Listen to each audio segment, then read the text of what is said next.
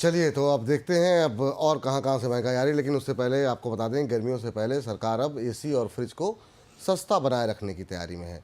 इसके लिए भारत ने चीन की कंपनियों से कहा है कि वे भारत में ही कंप्रेसर की फैक्ट्री लगाएं।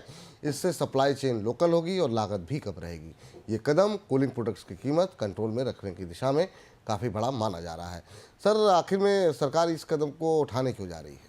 देखिए विपुल जी, एक तरफ पीएलआई है, मैन्युफैक्चरिंग की घोषणाएं हैं, पिछले 3 साल में 4 साल में बड़े दावे किए गए भारत में ब्राउन गुड्स की फैक्ट्रीज लगाने के लिए, पीएलआई लगाने के लिए। लेकिन हमारे देश की गर्मियां चीन की मदद के बिना ठीक नहीं हो सकती। यानी जिन भयानक गर्मियों की तरफ हम बढ़ रहे हैं, मार्च में जो तापमान है वो दिख रहा है, इसे संभालने के लिए और घरों में एसी और फ्रिज के कंप्रेसर्स के लिए भारत आज तक इन सामान्य उत्पादों को बनाने की पर्याप्त क्षमता स्थापित नहीं कर पाया। पिछली बार भी हमने आपको बताया था कि चीन से जो कंप्रेसर भारत में आते थे उनके आने की आपूर्ति की प्रक्रिया खत्म हो गई थी। सरकार ने इसके लिए गुणवत्ता के मानकों में भी कमी कर दी थी और ये कहा था कि अगर आयातित उपकरण आते हैं उन पर गुणवत्ता के मानक लागू नहीं होंगे, जिससे कि कंप्रेसर्स की आपूर्ति बढ़ सके और गर्मी में लोगों को एसी और फ्रिज मिल सकें। लेकिन कीमतें बढ़ने की, बेतहाशा बढ़ने की संभावना है कंप्रेसर और फ्रिज और एसी के कंप्रेसर की शॉर्टेज के कारण।